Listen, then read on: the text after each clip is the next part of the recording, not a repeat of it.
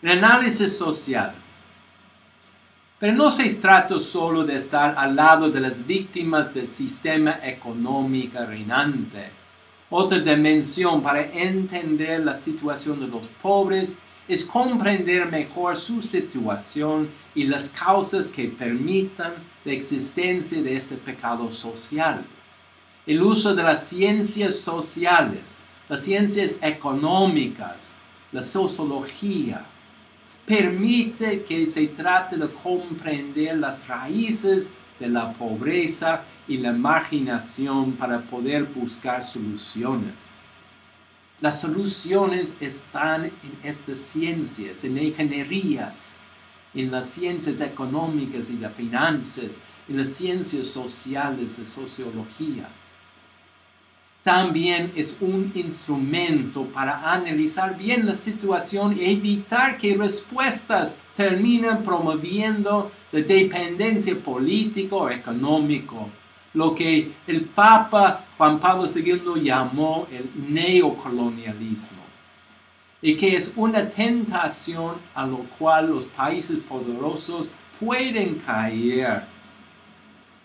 Sin embargo, el análisis social despierta grandes resistencias y no hay una sola escuela de pensamiento, lo que subraya la importancia del criterio del lugar social.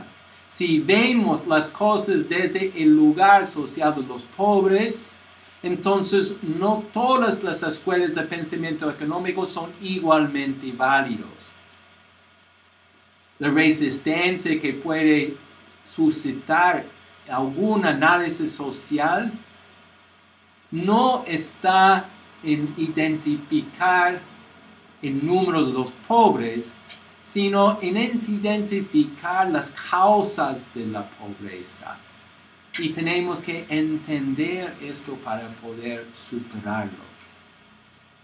Si llegamos allá, esto nos conduce inevitablemente a hablar de la injusticia y las estructuras socioeconómicas que causan la pobreza, lo que Medellín llamaba la violencia institucionalizada.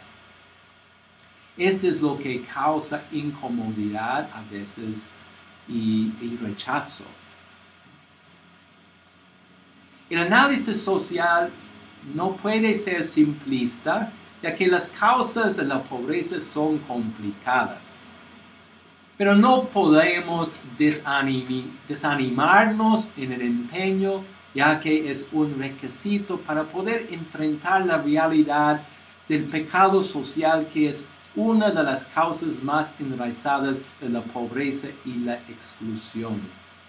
Esas causas incluyen aspectos internacionales, como por ejemplo el pago de la deuda externa, el control de precios agrícolas, la manipulación de mercados financieros, etc.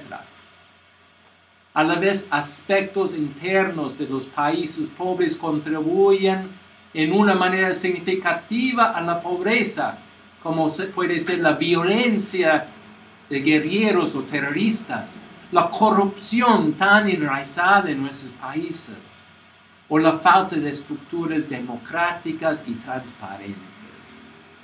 Todo esto es parte del análisis social, por lo cual enfrentar la pobreza es una tarea multidisciplinaria. Y a esto es parte de nuestra misión. Abarcar esto para entender las raíces, las causas y superarlas.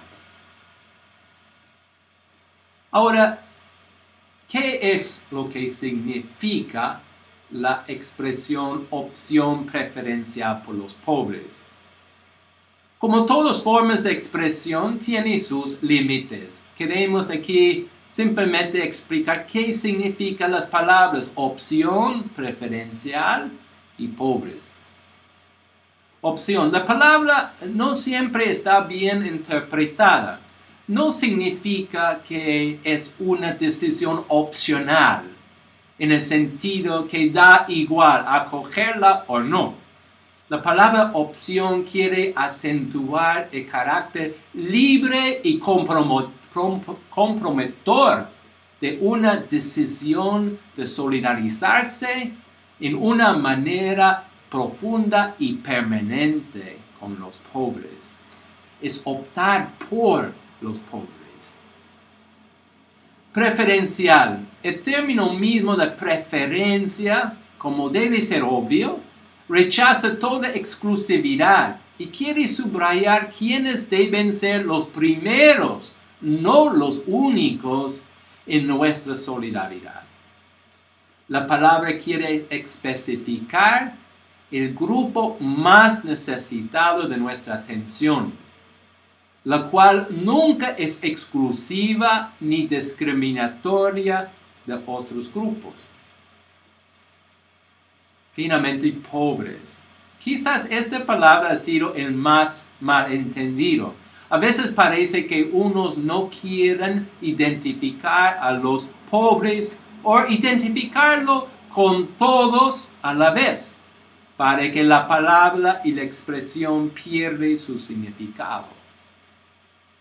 Medellín hace claro a quién se refiere cuando habla de los pobres. Ellos hacen una distinción de 3 tipos de pobreza.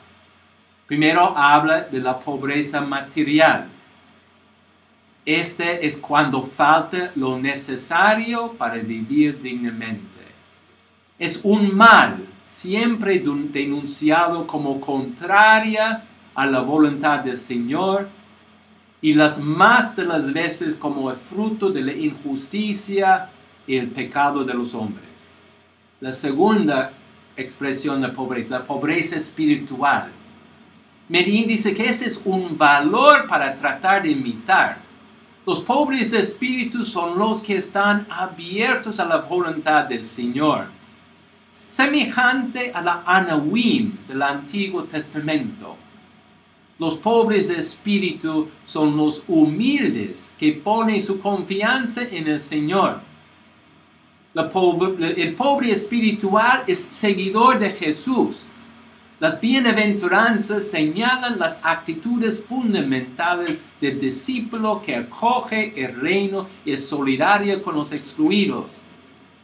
Esta infancia espiritual, se puede decir, se trata de vivir en plena disponibilidad a la voluntad del Señor. Por eso la pobreza espiritual es un valor que todos están invitados a asumir. Y el tercer tipo de pobreza que señala Medellín es la pobreza solidaria. Esa es una decisión libre de compartir con la suerte de los que son víctimas de la pobreza material, para dar testimonio contra el mal que éste representa y ofrecer un testimonio de la libertad espiritual frente a los bienes.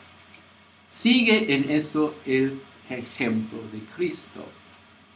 Por ejemplo, personas que toman el voto de pobreza. Esa es la pobreza voluntaria. Los pobres mencionados en la expresión opción preferencial por los pobres son identificados en Medellín claramente por los pobres que faltan lo necesario para vivir dignamente, la pobreza material. El Papa Juan Pablo II explica también esta diferencia en la pobreza material y la espiritual, diciendo la pobreza que Dios llamó bienaventurada está hecho de pureza, de confianza en Dios, de sobriedad y de disponibilidad para compartir con los otros, de sentido de la justicia, del hambre del reino de los cielos, de disponibilidad para escuchar la palabra de Dios y guardarla en el corazón. La pobreza espiritual. Sigue diciendo. La pobreza que oprime a una multitud de nuestros hermanos en el mundo y que frena su desarrollo integral como personas es diferente. De cara a esta pobreza que es carencia y privación, la Iglesia eleva la voz invocando y suscitando la solidaridad de todos para vencerla. Esta es la pobreza material. Después de la conferencia de Medellín en 1968 y esta clara opción por los pobres que sufren la pobreza material, había intentos de debilitar esta opción, tratando de ampliar la definición para incluir a todos, diciendo que todos somos pobres de alguna manera u otra. Y así efectivamente eliminar la idea de la preferencia a los sectores más pobres y necesitados. Por lo cual en el documento de Puebla, 11 años después de Medellín, en una de sus partes más expresivos, se explica precisamente quiénes son los pobres.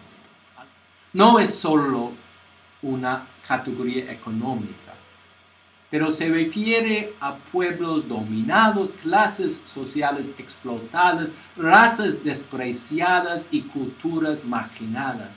Efectivamente, los pobres son los excluidos, los que no tienen poder, los que no tienen voz, por eso sufren los efectos de las injusticias. En la opción preferencial por los pobres, la Iglesia tiene algunos elementos muy marcados en su misión. Primeramente, ser voz de los sin voz. Los que viven una situación de inhumana miseria y de pobreza son los excluidos de las estructuras políticas, económicos. Así constituyen el gran clase de personas marginadas. A la vez, en muchas partes del mundo, la Iglesia es una institución con una cierta estatura social que le permite hablar en defensa de los derechos de los desposeídos. Por eso, en el documento de Puebla, al cual hemos referido antes, se habla de la misión de la Iglesia de ser voz de los sin voz. La expresión puede entender mal en forma paternalista, como si esta gran clase social de pobres fueran personas no capaces de hablar por sí mismos. Por eso es importante entender la expresión desde la perspectiva bíblica de los profetas, que se denuncian la injusticia social que provoca la pobreza como contraria a la voluntad de Dios, y así hablar a favor de los pobres como consecuencia de la voluntad divina. Ciertamente, la misión de la Iglesia es promover los cambios sociales para que haya estructuras que no excluyen, tiene como objetivo no tanto ser la voz de los pobres, sino permitir que los pobres tengan el espacio de ofrecer su propia palabra acerca de los temas sociopolíticos. Pero en la realidad, donde efectivamente son excluidos del debate y las estructuras de decisión, la Iglesia puede servir no solo para promover la inclusión de los pobres, pero puede a la vez ser su voz, para que mientras estemos lejos de la meta de la inclusión, algo de su perspectiva y necesidades del pueblo pobre son puestos en el debate de los que toman las decisiones. ¿Y cuál es el fundamento para esta opción? La razón para la opción preferencial por los pobres está basado en 3 aspectos: la teológica, la cristológica y la sociológica. Estos 3 aspectos son la base por la cual la Iglesia se manifiesta al lado de los pobres. Cuando hablamos de la razón teológica, toda la Biblia, desde el relato de Caín y Abel, está marcada por el amor de predilección de Dios por los débiles y maltratados de la historia humana. La razón de esta predilección es el amor gratuito de Dios Padre, que escoge como su instrumento de revelación un pueblo pobre, pequeño e insignificativo, el pueblo de Israel. A la vez, cuando la explotación e injusticia social llega a negar el plan liberador de Dios, Él inspira su palabra de condenación en la boca de los profetas.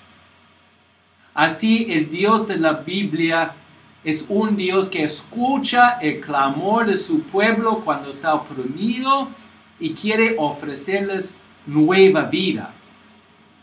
Por eso se puede decir que la opción de Dios es demostrar una predilección por los débiles y oprimidos, nunca excluyente de nadie, pero gratuitamente manifestándose a favor de ellos. El pobre entonces es preferido no porque es moral o religiosamente mejor que otros, sino porque Dios es Dios y para Él los últimos son los primeros. Como dice Papa Francisco en Evangelii Gaudium, basta recordar las Escrituras para descubrir cómo el Padre bueno quiere escuchar el clamor de los pobres. He visto la aflicción de mi pueblo en Egipto, he escuchado su clamor ante sus opresores y conozco sus sufrimientos.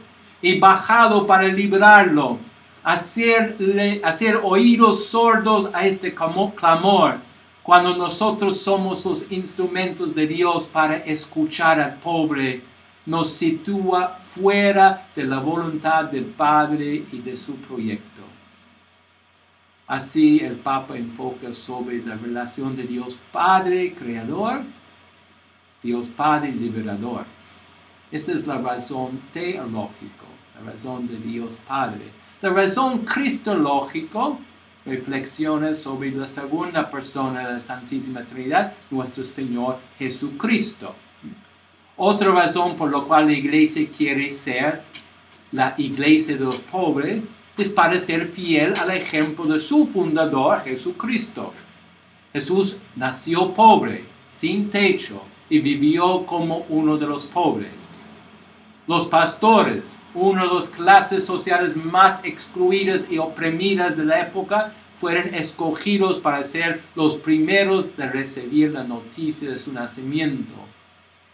Luego Jesús escogió a sus apóstoles principalmente entre los humildes pescadores, probablemente analfabetos, sin poder. Su ministerio fue centrado en proclamar el reino, que ya mismo comenzó de realizarse en la historia, anunciando que Él ha sido ungido para llevar buenas nuevas a los pobres, para anunciar la libertad a los cautivos y a los ciegos que pronto van a ver, para despedir libres a los oprimidos y proclamar el año de gracia del Señor. Lucas capítulo 4. En cumplimiento de esta misión, va como preferencia hacia pueblos oprimidos como Samaria, marginados de poder, los fuera de Jerusalén. Personas excluidos de la sociedad, los enfermos que son considerados impuros y castigados por Dios en el concepto religioso del pueblo judío. Al final Jesús fue desposeído de todo, hasta su sencilla ropa y dejado sin nada en la cruz. Entonces, por razón de la misma opción y la preferencia de Cristo en vivir pobre y proclamar su misión en forma especial entre ellos, la Iglesia quiere asumir esta opción. El Concilio Vaticano II menciona esta misión de Cristo pobre en el documento Lumen Gentium. Cristo realizó la obra de la redención en pobreza y persecución. De igual modo, la Iglesia está destinada a recorrer el mismo camino. También el decreto Agentes del Concilio dice, la Iglesia debe caminar por el mismo camino de Cristo, es decir, por el camino de la pobreza. Nuestros obispos en la Conferencia Episcopal Latinoamericana en Santo Domingo, En el año 1992, el año del quinto centenario de evangelización, manifiesta claramente esta dimensión cristológica de la opción preferencial por los pobres. Evangelizar es hacer lo que hizo Jesucristo, cuando en la sinagoga mostró que vino a evangelizar a los pobres.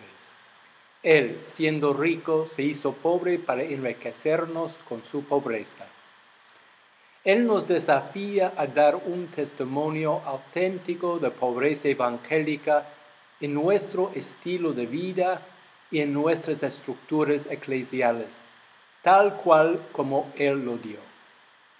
Esta es la fundamentación que nos compromete en una opción evangélica y preferencial por los pobres, firme y irrevocable, pero no exclusiva ni excluyente, tan solemnemente afirmada en las conferencias de Medellín y Puebla. Bajo la luz de esta opción preferencial, ejemplo de Jesús, nos inspiramos para toda acción evangelizadora comunitaria y personal.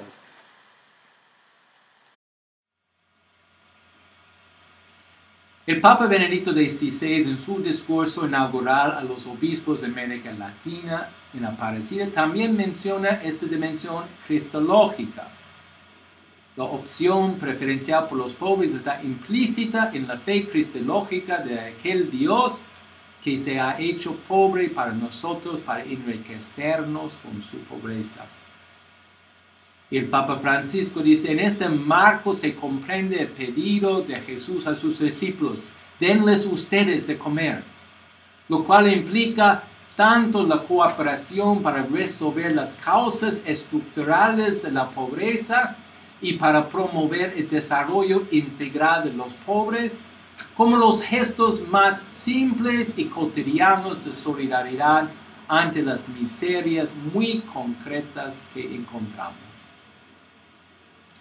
Entonces, por razón de la misma opción y la preferencia de Cristo en vivir pobre y proclamar su misión en forma especial de ellos, la Iglesia quiere asumir esta opción, porque la considera como su misión, su servicio, como verificación de su fidelidad a Cristo. Finalmente, la razón sociológica. Como hemos dicho, la opción preferencial por los pobres como expresión de la misión de la Iglesia nace en el continente latinoamericano, donde la mayoría son pobres. Por eso hay un motivo sociológico en el sentido que la Iglesia quiere estar al lado de esta gran mayoría. Podemos decir que el mismo motivo sociológico existe en nivel mundial, donde la gran mayoría de la gente de África, Asia, también son pobres, frente a un pequeño número de ricos. Mientras que la razón sociológica puede señalar la exigencia de responder a las necesidades de la gran mayoría de los fieles y así impulsar a la Iglesia a tomar su lado, no es la motivación principal de esta opción. De hecho, basándonos sobre la razón teológica y cristológica, que son los principales por la Iglesia, aun en el caso de que hubiera muchos ricos y pocos pobres, la Iglesia todavía tendría que tomar el lado de los pobres para ser fiel a Dios de la alianza y la opción de preferencia de Jesucristo. En conclusión, para el Papa Juan Pablo II, la Iglesia quiere ser la Iglesia de los pobres, que significa una Iglesia que ofrece una atención preferencial a los pobres, tratando de compartir tiempo y recursos para aliviar sus sufrimientos. Es una Iglesia que trabaja con todos los sectores de la sociedad, incluidos los mismos pobres, para buscar soluciones a los problemas de la pobreza y así liberar a la gente de esta miseria. Es una Iglesia que utilice talentos y dones de los pobres, contando con ellos en la misión de evangelización. La iglesia de los pobres es una iglesia en la que los pobres son bienvenidos, escuchados y involucrados activamente. Una auténtica iglesia de los pobres contribuye de manera decisiva a la necesaria transformación de la sociedad, a la renovación social basada en la visión y en los valores evangélicos. El Papa Francisco refleja los mismos sentimientos cuando dice: «Como quisiera una iglesia pobre para los pobres». Este fue su deseo expresado unos días después de su elección a la cátedra de Pedro como Papa el 16 de marzo de 2013. De este modo, el rey proponía el tema antiguo y actual de la iglesia cercana a los sectores sociales más marginados y desterrados, a los indigentes y a quienes sufren la injusticia y la violencia. Como podemos ver por lo expuesto aquí, la iglesia tiene una opción preferencial no excluyente por los pobres. Es una iglesia que lucha en contra de la exclusión de las clases sociales, que está particularmente evidente en las estructuras sociales que marginalizan a los pobres y oprimidos, creyendo una brecha cada mes larga. Así, la iglesia será fiel a Cristo, quien hizo esta misma opción, y al Señor de la vida, quien gratuitamente decidió hacer de los débiles el punto de partida para comunicar la salvación universal a todos.